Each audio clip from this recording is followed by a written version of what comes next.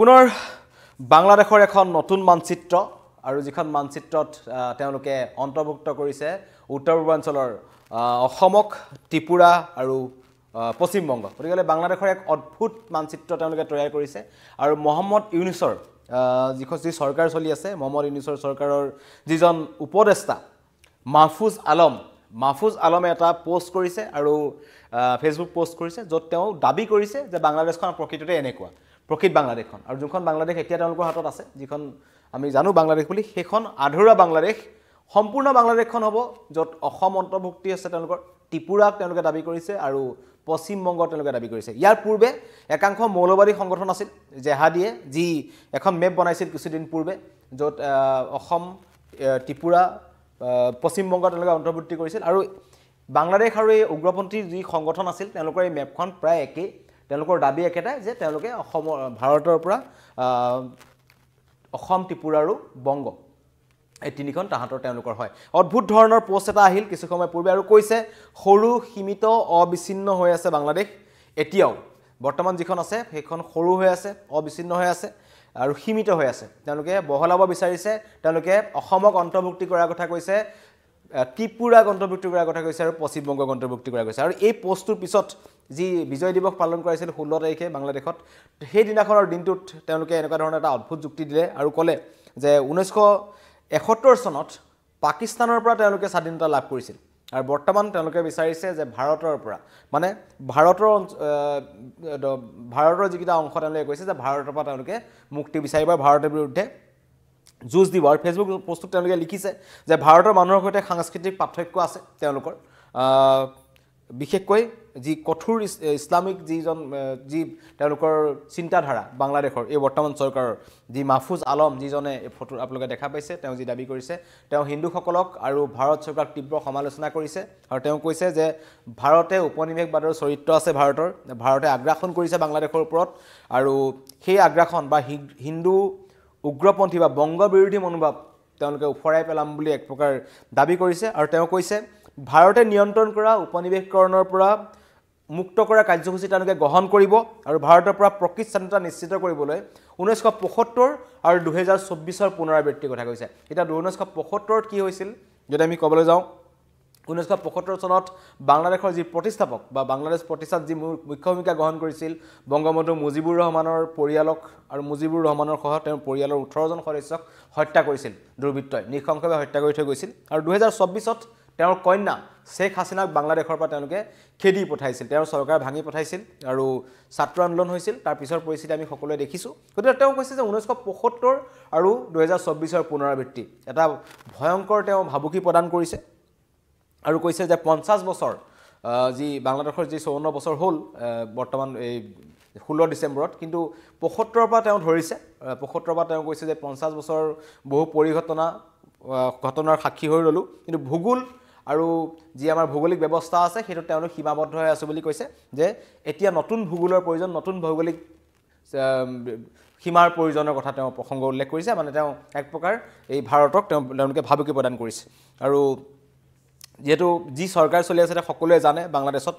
যে মোহাম্মদ ইউনুছৰ চৰকাৰ যিখন চৰকাৰ কোনো ধৰণৰ তেওঁলোকে নেতৃত্ব ল'ব পৰা বা এটা সবল নেতৃত্বৰ অভাৱ তেওঁলোকে এক প্ৰকাৰ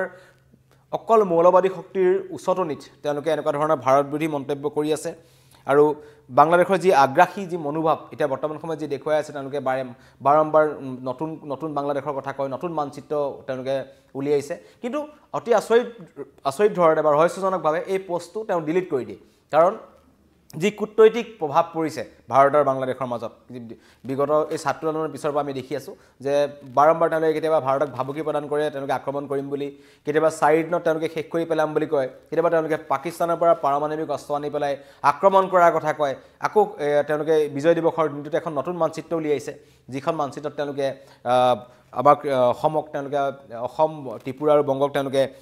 ইনক্লুড কৰিছে তেওঁলোকে নতুন মানচিত্ৰ মতে গতিকে বৰ্তমান বাংলাদেশৰ পৰিস্থিতিটো অতি বেয়া আৰু যেহেতু আমি কালি কৈছিলোঁ তেওঁলোকৰ পশ্চিম সীমান্তৰ দিশটোত ইতিমধ্যে ম্যানমাৰৰ আৰাকান আৰ্মিয়ে তেওঁলোকে দখল কৰিছে বাংলাদেশক এফালৰ পৰা হেঁচি আহিছে কিন্তু সেইখিনি সময়তে সেই বাংলাদেশৰ চৰকাৰৰে যি উপদেষ্টা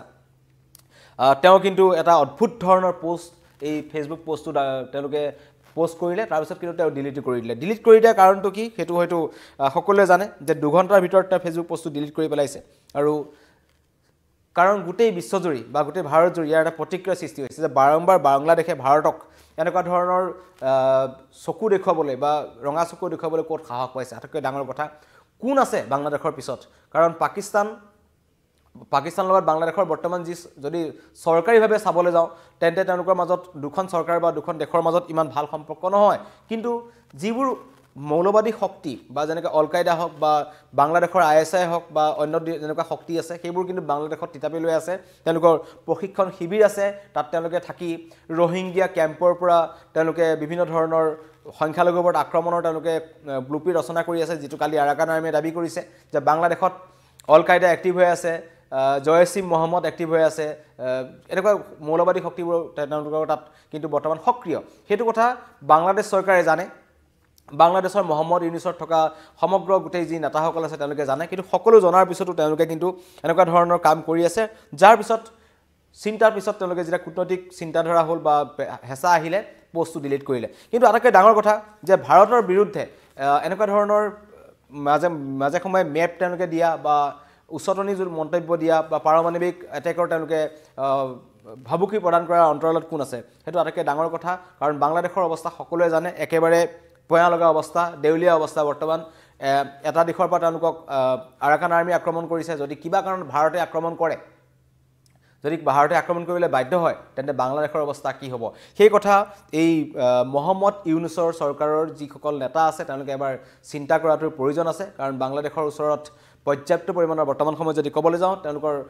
যদি যুদ্ধ হয় তেওঁলোকৰ 2-3 দিনৰ খাদ্যৰ নাটনি হ'ব ভাৰতৰ পৰা ইতিমধ্যে তেওঁলোকলৈ যিসমূহ সামগ্ৰী ৰপ্তানি আমদানি আছিল সেইবোৰ বন্ধ হৈছে পশ্চিম দিশত কক্সবাজাৰৰ ফালৰ পৰা যদি চাবলৈ যাওঁ যি ম্যানমাৰ সীমান্ত 217 কিলোমিটাৰ সেই অঞ্চলত তেওঁলোকৰ নাফ ৰিভাৰ যি আছে এই নাফ ৰিভাৰৰ ওচৰত তেওঁলোকৰ জাহাজ চলাচল বন্ধ হৈ পৰিছে গতিকে বাংলাদেশে কিমান দিন এনেদৰে জীয়াই থাকিব কাৰণ বাংলাদেশৰ ভিতৰত যিটো নতুন বাংলাদেশ বুলি তেওঁলোকে কৈ আছে ছাত্ৰ আন্দোলনৰ পিছত তেওঁলোকে দাবী কৰে যে বাংলাদেশত সকলো ভাল হৈছে সকলো নতুন হৈছে আৰু ইউনিভাৰ্চিটিত আমি দেখিছোঁ ঢাকা ইউনিভাৰ্চিটিৰ সন্মুখত ভাৰতীয় পতাকাৰ ওপৰেদি তেওঁলোকে খোজকাঢ়ি গৈছে গতিকে এনেকুৱা ধৰণৰ বিক্ষিপ্ত ঘটনা যি ভাৰত বিৰোধী চৰিত্ৰ ভাৰত বিদ্বেষী চৰিত্ৰ তেওঁলোকৰ ফালৰ পৰা বাৰম্বাৰ আহি আছে সেইটোৱে চিন্তাত পেলাইছে তাতকৈ ডাঙৰ কথা যে এই যি ফেচবুক পোষ্টটো তেওঁ কৰিলে বাংলাদেশ চৰকাৰৰ উপদেষ্টা যাৰ নাম হৈছে মফিজুল তেওঁ যি অদ্ভুত মানচিত্ৰ দেখুৱাইছে মাহফুজ আলম গতিকে তেওঁ এইটো কথা পুনৰবাৰ প্ৰমাণ কৰিলে যে বাংলাদেশত বৰ্তমান কিমান খামখেয়ালি চলি আছে আৰু 1971ৰ পিছত যেহেতু বিজয় দিৱস পালন কৰিলে 54 বছৰীয়া আৰু তেতিয়া সকলোৱে আশা কৰিছিল যে বাংলাদেশে এই বিজয় দিৱসটোৰ পিছৰ পৰা এটা নতুন চিন্তাৰে আগবাঢ়িব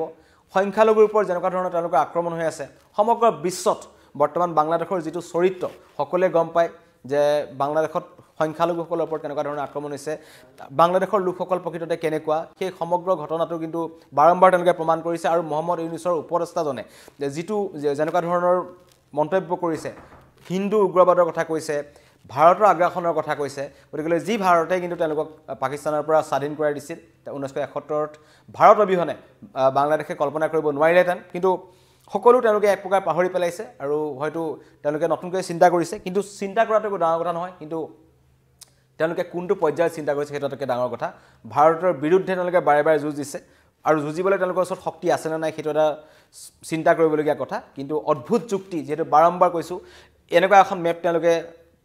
তেওঁলোকৰ এজন উপদেষ্টা ৰাজনৈতিক উপদেষ্টাই শ্বেয়াৰ কৰিছে তাৰ পৰা প্ৰমাণ হয় যে বাংলাদেশত কেনেকুৱা এখন চৰকাৰ চলি আছে আৰু পৰৱৰ্তী সময়ত যে ভাৰতৰ কাষত থকা এখন দেশ হিচাপে বাংলাদেশৰ পৰা ভাৰতে কিমানখিনি চিন্তা কৰিবলগীয়া আছে কাৰণ চক ভৌগোলিক দিশটোত ভাৰতৰ বিৰুদ্ধে এটা কিন্তু প্ৰত্যাহ্বান আহিছে চিন্তাৰ কাৰণ ভাৰতৰ চৌদিশে এতিয়া কেৱল শত্ৰুৱে শত্ৰু ইয়াৰ পূৰ্বে চীন ভাৰতৰ লগত সীমা বিবাদ দীৰ্ঘদিনীয়া সীমা বিবাদ আছে 1962 পৰা লাগি আছে মাজে সময়ে আমি দেখোঁ যে ভাৰতীয় সেনা আৰু চীনা সৈন্যৰ মাজত হতাহতি হয় বিভিন্ন সময়ত বহুজন আটক হৈছে বিভিন্ন ভিডিঅ' ৰিলিজ হয় দাবী কৰা হয় দুটা পক্ষৰ ফালৰ পৰা বহু সেনাই প্ৰাণ হেৰুৱাবলগীয়া হৈছে গতিকে এই মেকমোহন লাইনটোক লৈ পেলাই দীৰ্ঘদিন ধৰি পেলাই এটা সীমা আছে আৰু চীনা দাবী কৰে এটা অন্য লাইন গতিকে ভাৰতে এটা অন্য লাইনত আছে গতিকে চীন আগৰ পৰাই আছিল পাকিস্তানৰ কথা নতুনকৈ কোৱাৰ প্ৰয়োজন নাই জন্মৰে পৰা এখন চিৰবৈৰী ৰাষ্ট্ৰ আৰু তাৰ মাজতেই এটা নতুনকৈ আহিল বাংলাদেশ যি বাংলাদেশক আমি এক প্ৰকাৰ বন্ধু ৰাষ্ট্ৰ হিচাপে চিন্তা কৰি আছিলোঁ কিন্তু ইয়াৰ পূৰ্বে কিন্তু এতিয়া বাংলাদেশো সেই একেই যাত্ৰা হ'ল ম্যানমাৰৰ পৰা আমি ভাবুকি পাই থাকোঁ ম্যানমাৰৰ সীমান্তত বা ম্যানমাৰৰ ভূমিত ভাৰতীয় বিভিন্ন ধৰণৰ অসম বা উত্তৰ পূৰ্বাঞ্চলৰ বিভিন্ন উগ্ৰপন্থী সংগঠন এক্টিভ হৈ আছে যিবোৰক তেওঁলোকে ম্যানমাৰে তেওঁলোকক স্থান দিছে গতিকে সেইটো এটা চিন্তাৰ কথা একেখিনি সময়তে যদি আমি ক'বলৈ যাওঁ নেপালৰ চৰিত্ৰ দিনে দিনে সলনি হৈছে বাংলা চীনৰ পৰিচনাত পৰিছে নেপাল আৰু নেপালৰ মাজতে নেপালৰ ৰজাই যি মন্তব্য কৰিছিল ভাৰতৰ বিৰুদ্ধে বা নেপালৰ লোকসকলে ভাৰতৰ বিৰুদ্ধে যি পূৰ্বৰ তেওঁলোকৰ যি মনোভাৱ আছিল সেইটো সলনি হৈছে যদি একেবাৰে তললৈ চাবলৈ যাওঁ শ্ৰীলংকাৰ অৱস্থাও একেই শ্ৰীলংকাকো চীনে পৰিচনা কৰিছে গতিকে ভৌগোলিক দিশটোত ভাৰতৰ চৌদিশে এতিয়া কেৱল শত্ৰুৱে শত্ৰু যিটো কিন্তু ভাৰতৰ কাৰণে চিন্তাৰ কাৰণ চীনে এই চক্ৰবেহু হয়তো ৰচনা কৰিব পাৰে আৰু আমি আগতেও কৈছোঁ যে এই কালি আৰাকান আৰ্মি যি পশ্চিম দিশৰ পৰা বাংলাদেশত আক্ৰমণ কৰিছে সেই আৰাকান আৰ্মিক কিন্তু ফাণ্ডিং কৰে চীনে গতিকে হয়তো চীনে নিজৰ যি টেৰৰিষ্ট গ্ৰুপ আছে তেওঁলোকে ফাণ্ডিং কৰা সেইবোৰক হয়তো ভাৰতৰ আশে পাশে এক্টিভ কৰাব পাৰে বাংলাদেশত এই পৰিস্থিতিৰ যি সৃষ্টি হৈছে তেওঁলোকে যি উচতনি দিছে হয়তো পৰোক্ষভাৱে হয়তো তেওঁলোকে অস্ত্ৰ শস্ত্ৰ যোগান ধৰিবও পাৰে গতিকে তেনেকুৱা ধৰণৰ বিভিন্ন প্ৰশ্ন আছে কূটনৈতিক দিশটোৰ পৰা কিন্তু এই মুহূৰ্তত এটাই কথা কওঁ যে বাংলাদেশ বৰ্তমান সময়ত সকলো সীমা বাংলাদেশে চেৰাইছে আৰু এখন নতুন মানচিত্ৰ দুঃসাহস সেয়া বাংলাদেশৰ অসম সামৰি বাংলাদেশৰ এখন নতুন মানচিত্ৰ উলিয়াইছে আৰু তেওঁলোকে দাবী কৰিছে যে তেওঁলোকৰ বৰ্তমানৰ বাংলাদেশখন পূৰ্ণ বাংলাদেশ নহয় সেইখন আধা বাংলাদেশ আৰু মুক্তিযুদ্ধ তেওঁলোকৰ অব্যাহত আছে বুলি তেওঁলোকে ক'ব বিচাৰিছে আৰু এই মুক্তিযুদ্ধ সম্পূৰ্ণ হ'ব বাংলাদেশখন সম্পূৰ্ণ হ'ব যেতিয়া অসম বংগ আৰু ত্ৰিপুৰা বাংলাদেশৰ অন্তৰ্ভুক্ত হ'ব এই কথা আমি কোৱা নাই বাংলাদেশ চৰকাৰৰ উপদেষ্টা মহম্মদ ইউনিছৰ যে চৰকাৰৰ যি উপদেষ্টা মাহফুজ আলমে কৈছে বিজয় দিৱসৰ দিনাখন দিছিল আৰু 4 ঘণ্টাৰ পিছতে তেওঁ পোষ্টটো ডিলিট কৰিছে গতিকে বাংলাদেশৰ এই ধৰণৰ পৰা ভাবুকি ভাৰতলৈ আহি আছে ইটোৰ পিছত সিটো ভাবুকি আৰু আমি যিমান আহিছে আপোনালোকক জনাই আছোঁ কিন্তু কি কৰিব পাৰে বাংলাদেশে সময়ত দেখা যাব কিন্তু যদিহে যুদ্ধ হয় তেন্তে এক প্ৰকাৰ যে নিশ্চিন্ন হৈ যাব বাংলাদেশ সেইটো কিন্তু এতিয়া এই তেওঁলোকৰ চৰকাৰ বা তেওঁলোকৰ যি কৰ্মকাণ্ড সেইবোৰৰ পৰা কিন্তু সব নিশ্চিত হৈছে